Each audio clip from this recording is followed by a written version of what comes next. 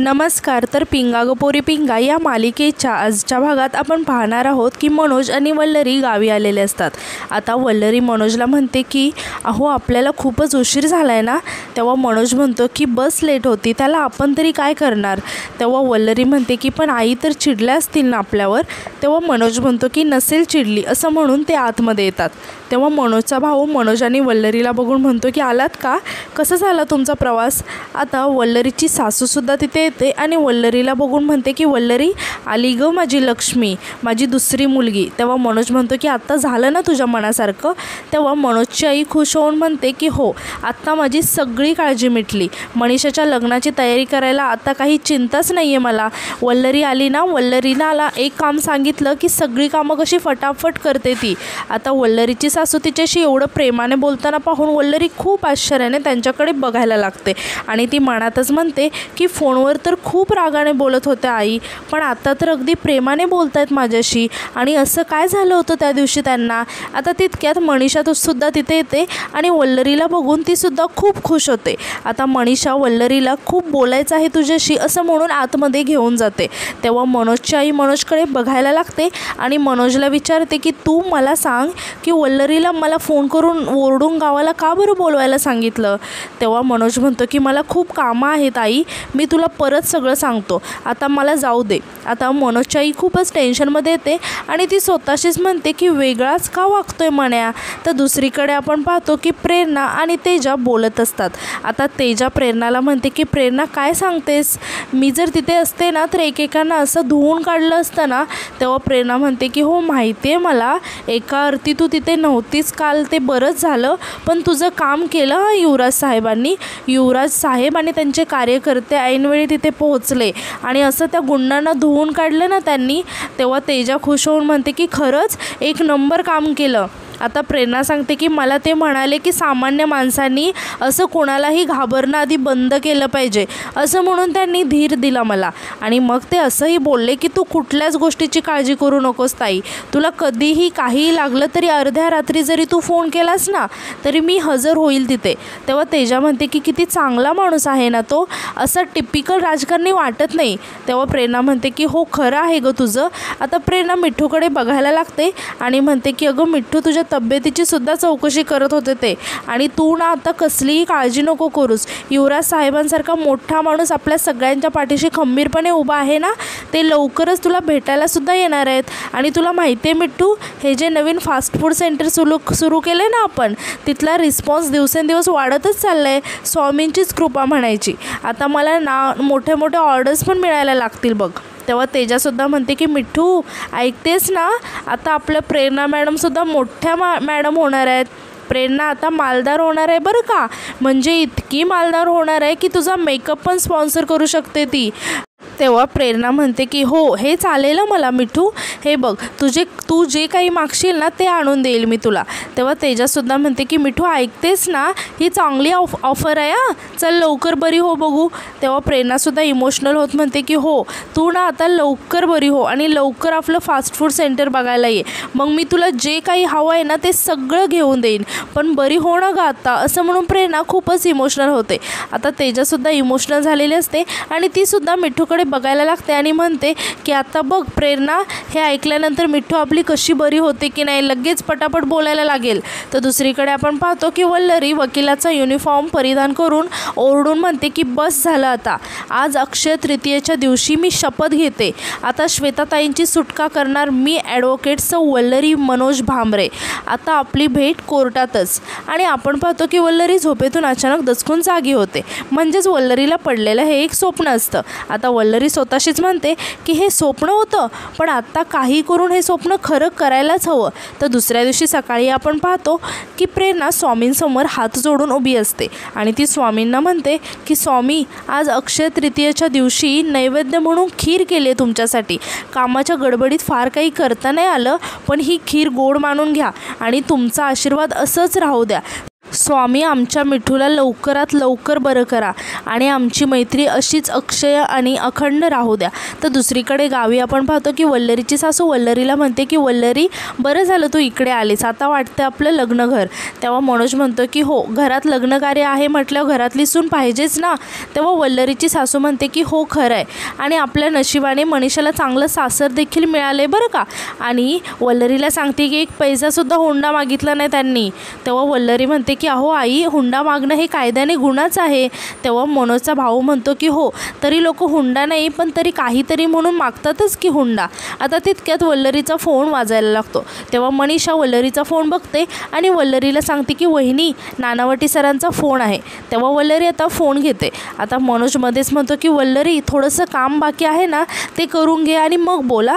तेव्हा वल्लरी म्हणते की आधी थोडंसं नानावटी सरांशी बोलून घेते ना, मग काम करते.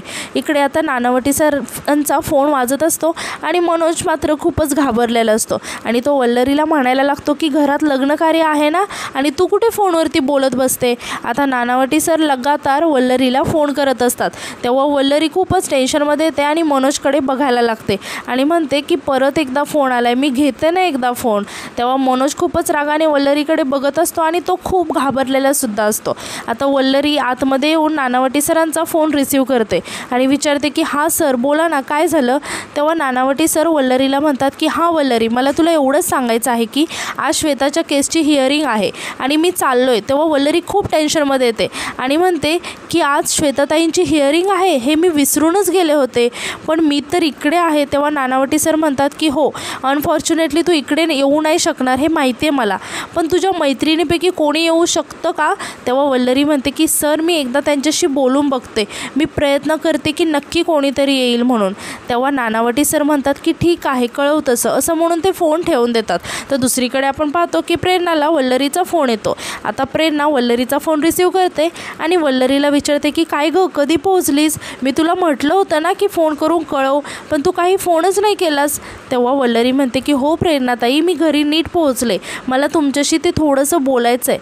तेव्हा प्रेरणा म्हणते की तुझ्या सासूबाई नीट वागल्या ना तुझ्याशी, म्हणजे तिकडे काही पंचायत झाली नाही ना तू नसल्यामुळे.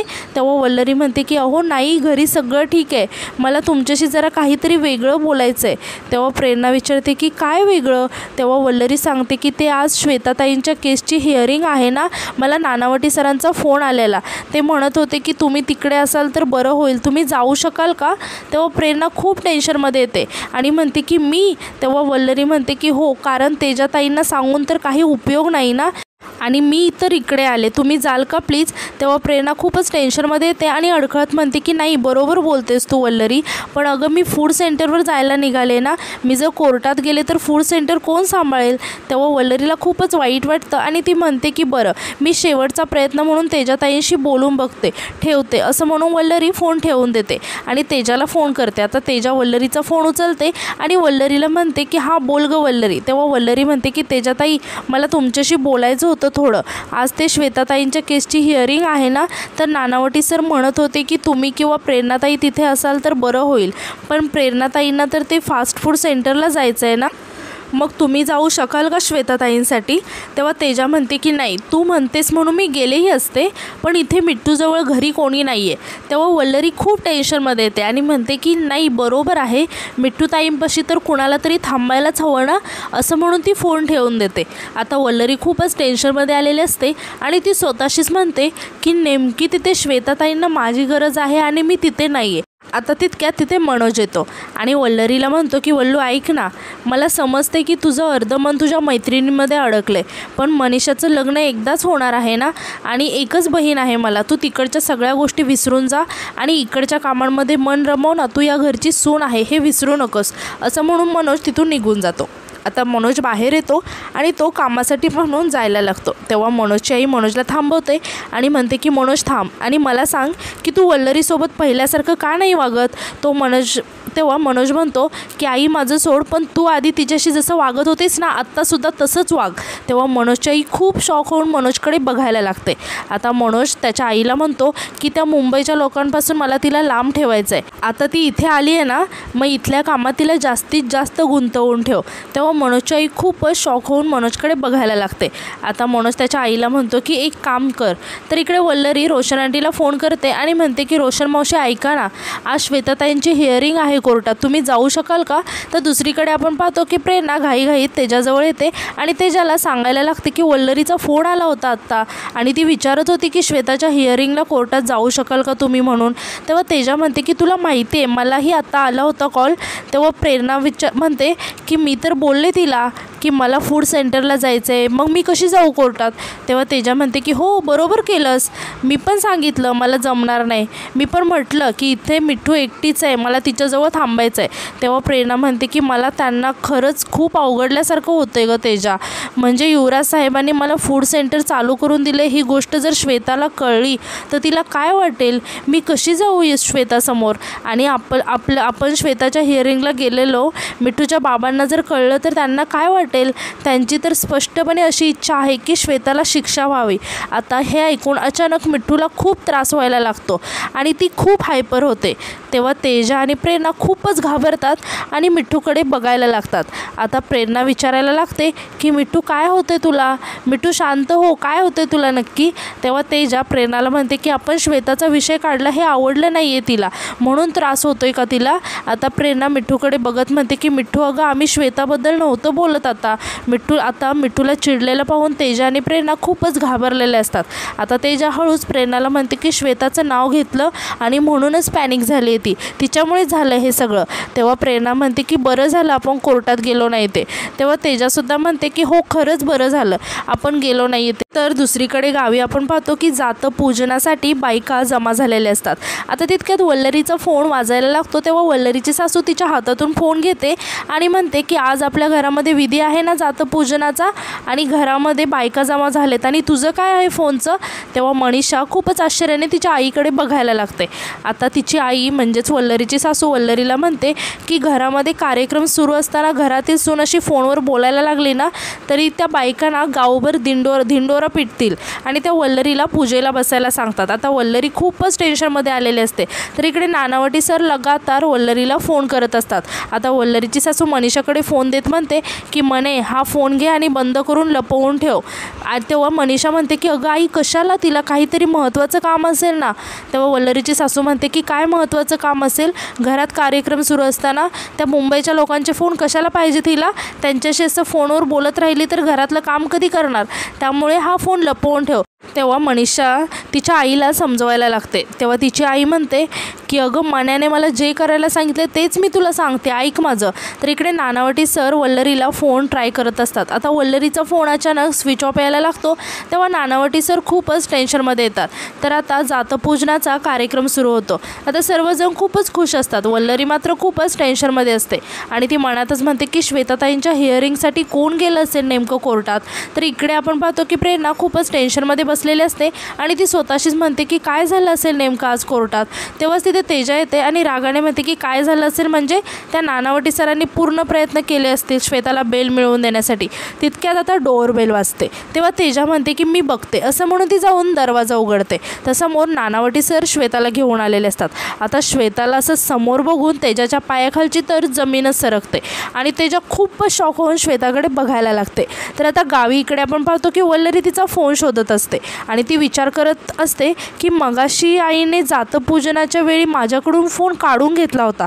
आणि ती मनीषाला विचारायला लागते की मनीषा ताई तुम्ही माझा फोन पाहिला का हो? तेव्हा मनीषा खूप घाबरते आणि अडखळत म्हणते की फोन नाही, मी नाही पाहिला असं म्हणून ती घाईघाईत आतमध्ये निघून जाते. आता तिथे वल्लरीची सासूसुद्धा येते. तेव्हा वल्लरी त्यांना विचारते की आई बरं झालं तुम्ही आला, तुम्ही माझा फोन पाहिलात का हो कुठे? तेव्हा वल्लरीची सासू म्हणते की लहान मुलांसारखी स्वतःची वस्तू कुठेतरी ठेवून देते आणि मला मलाच विचारते की कुठे पाहिला का म्हणून, तुला तुझ्या वस्तू नीट ठेवता नाही का येत, असं म्हणून त्याही तिथून निघून जातात. आता वल्लरी स्वतःशीच म्हणते की कुठे ठेवला असेल मी माझा फोन, का सापडत नाही आहे, असं कधीच नाही झालं याआधी. तर इकडे आपण पाहतो की तेजा खूपच शॉक होऊन श्वेताकडे बघत असते. आता प्रेरणा तेजाला विचारते की तेजा काय गं, कोण आलं आहे, असं म्हणून तीसुद्धा उठून बघायला लागते. तर श्वेताला समोर बघून प्रेरणालासुद्धा खूप मोठा धक्का बसतो आणि तीसुद्धा खूपच घाबरते. आता नानावटी सर तेजा आणि प्रेरणाला म्हणतात की असं का बघताय, श्वेताच आहे तुमची मैत्रीण, फायनली बेल मिळाली आहे श्वेताला. हे ऐकून तेजा आणि प्रेरणा खूपच शॉक होतात. आता इन्स्पेक्टर मीरासुद्धा श्वेतासोबत आलेले असतात आणि त्या म्हणतात की बेलवर सुटले, आरोपमुक्त नाही झाले. तेव्हा नानावटी सर म्हणतात की तेवढं कळतं आम्हाला. तेव्हा तेजा रागाने श्वेताकडे बघत म्हणते की म्हणजे आता ही इथे राहणार आहे का. तेव्हा आता रोशन आंटीसुद्धा श्वेतासोबत आलेले असतात आणि त्या रागाने म्हणतात की म्हणजे काय, हे तिचं पण घर आहे आणि ही पण भाडं भरते ना, तुम्ही हे विसरलात का. तेव्हा नानावटी सरसुद्धा म्हणतात की आणि मुंबईमध्ये हेच घर आहे तिचं, कुठे जाणार आहे ती. तेव्हा तेजा रागाने म्हणते की हिने आमच्या मैत्रिणीवर हल्ला केला आहे आणि हिला आम्ही 24 तास डोळ्यासमोर ठेवायचं. तेव्हा प्रेरणा तेजाला समजावत म्हणते की तेव्हा तेजा प्रेरणाला ओरडत म्हणते की तेजा काय चुकीचं बोलते मी, हे बघ ही इथे राहणार असेल ना तर मला. तितक्यात रोशन आंटी तेजाला थांबवत म्हणतात की ही इथेच राहणार, मी ओनर आहे या घराची, इथे कोण राहणार कोण नाही राहणार ते मी डिसाईड करेल. आणि त्या श्वेताला म्हणतात की श्वेता चल आतमध्ये, असं म्हणून त्या श्वेताला आतमध्ये घेऊन येतात. आणि रागाने प्रेरणाने तेजाला म्हणतात की एकतर इतक्या दिवसांनी ती घरी आले, थोडंसं चांगलं वेलकम करायचं. आता प्रेरणाने तेजा मात्र खूपच शॉक होऊन श्वेताकडे बघत असतात. आता श्वेता आतमध्ये येते आणि खुर्चीवरती बसते आणि खूपच रडायला लागते आणि रडत म्हणते की मला वाटलंच नव्हतं कधी की मी परत कधी या घरात येईल म्हणून. तेव्हा रोशन आंटी म्हणतात की पण आली ना इथे. आता इन्स्पेक्टर मीरा म्हणते की आरोपी श्वेता आणि फिर्यादी मिठू आता एकाच घरात आहेत, काळजी घ्यावी लागणार आहे तुम्हाला, नाहीतर खूप मोठा कांड होईल. तेव्हा प्रेरणाने तेजा खूप घाबरून श्वेताकडे बघायला लागतात. आता नानावटी सर रागाने इन्स्पेक्टर मीराला म्हणतात की उगीच काहीतरी भरू नका त्यांच्या मनात, आरोपी आणि फिर्यादी व्हायच्या आधी त्या चांगल्या मैत्रिणी आहेत. तेव्हा इन्स्पेक्टर मीरा म्हणते की मी फक्त सावध राहा सांगते यांना नानावटी सर. तेव्हा नानावटी सर म्हणतात की हो दिसते ते.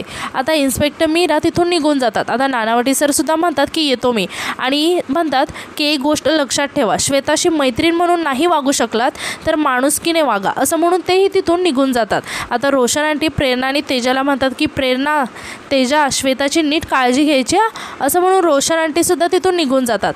आता श्वेता प्रेरणा आणि तेजाकडे बघायला लागते. तर प्रेरणा खूपच घाबरलेली असते आणि ती श्वेताकडे बघत असते, तर तेजा मात्र खूप रागाने श्वेताकडे बघत असते. आणि आजचा भाग इथे संपतो. धन्यवाद.